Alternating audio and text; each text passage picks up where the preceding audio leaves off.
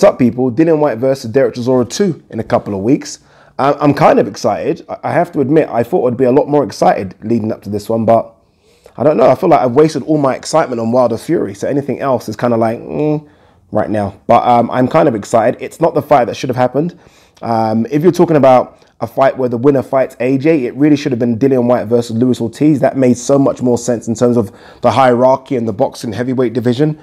But look, I can see why Eddie Hearn made this fight. Two guys that know how to sell a fight. Two guys with so much fucking animosity with each other. This fight cannot not deliver, right? I feel like even if this fight lasts 2 or 3 rounds, it's going to be fucking a shootout for 2 or 3 rounds. So I can see why Eddie Hearn put the fight on. I can see why it's on box office as well, unfortunately. It just kind of ticks all the boxes in terms of what the casual fan wants. Even for me as a hardcore boxing fan, look, I'm not dissing the fight. I think it's a good fight. But it would have made so much more sense to see Dillian White, who I think is probably, what, top 5? Can we say that? Against Luis Ortiz, who I think's just below Wilder, Fury, and Joshua. So I think it would have been 4 versus 5 to fight the recognized number 1 would have just been perfect. But nonetheless, it is a rematch of their fight of the year from 2017. That was a thrilling fight. That's the fight that I thought Derek Chisora won. He was unlucky not to get the decision. But since then, it's kind of been a rocky road for Chisora, right?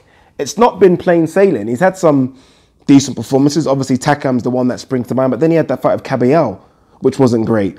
Dillian White, I think, looked pretty decent. I think Lucas Brown was a good win. I didn't think Lucas Brown was going to bring anything to the table. He didn't. But nonetheless, it was a good victory. And then Joseph Parker was a big one. Joseph Parker at the time only lost to Anthony Joshua. And I thought Joseph Parker was favourite. So for Dillian White, it's been a good 2018. For Derek Chisora, it's been a bit like that. But nonetheless, Takam win puts him in this position.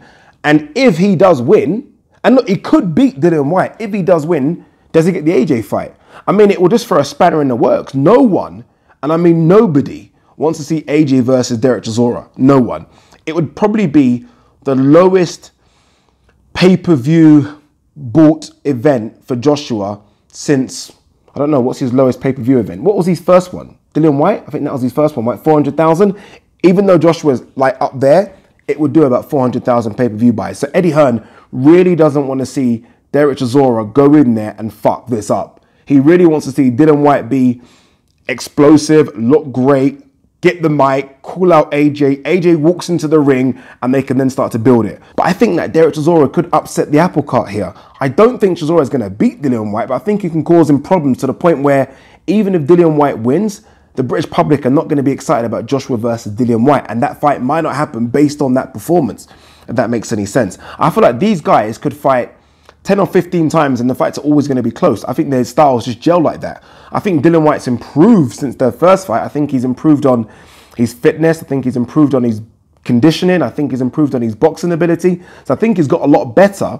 But I still think once it comes to fighting Chisora, all that skill set shit goes out the window. And it's almost just like a football derby. These guys just seem to go at it. And I don't think that suits Dillian White. I think that suits Derek Chisora.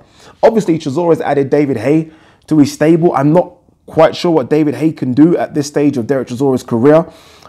They've tried to add the strength and conditioner. Is it Ruben Tavares into the camp? Just don't see what you can do to Chisora now. If Chisora was 27, 28, yeah, maybe.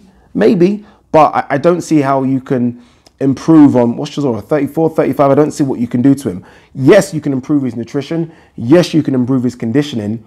So I guess you can probably add another 2 or 3%, maybe even 5% to what he's going to bring to the table. But I don't think that's enough to get the job done. I think it's enough to be competitive, and that's all I want Chisora to be in this fight. But I don't know if it's enough to get the job done against Dillian White, who I think is just getting better and better. I really do. If Dillian White does win, and I think he does win, I still don't know why, but I don't think he gets the Joshua fight in April. I really don't. I've got a sneaky feeling it's going to be Usyk. I don't know why. Joshua's starting to mention Usyk. Eddie Hearn's starting to mention Usyk a bit. Joshua's talked about, I don't know, the heavyweight champion versus the cruiserweight champion, it being a big fight. I think they're trying to start the sell now. If Dillian White wins, I would love to see him fight Luis Ortiz, right? I'd love to see him fight Luis Ortiz, Povetkin, or Pulev.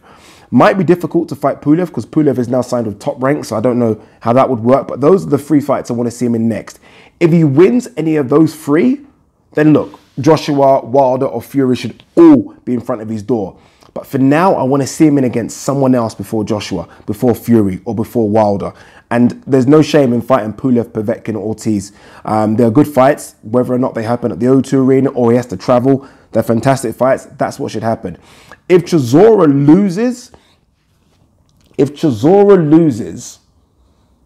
I still think there's something there for him. I still think there are guys coming up. He doesn't want to be labeled a gatekeeper, but he might have to take that gatekeeper job. There are guys like Joe Joyce that I think will be a good fight for him. I think he's far too experienced for the likes of Nathan Gorman and Daniel Dubois, and those fights will be awkward to make because of BT Sports. But I still think there is something there for Chisora. Maybe even Usyk, if Usyk doesn't fight Joshua. That's a good test for Usyk, fighting a guy that's top 20. I think Usyk will embarrass him, but nonetheless, it's kind of a, okay, you've beat a gatekeeper in Chisora, you're ready for the big boys of the heavyweight division. But guys, what do you think? Who wins? I'm going for White to win, but I think it will be close. I do think it will be close. And I think Chisora will come good. I think Chisora will fight. I think it will give us some good rounds. But I think in the end, I think White is just fresher, younger, stronger, and ultimately just a bit better.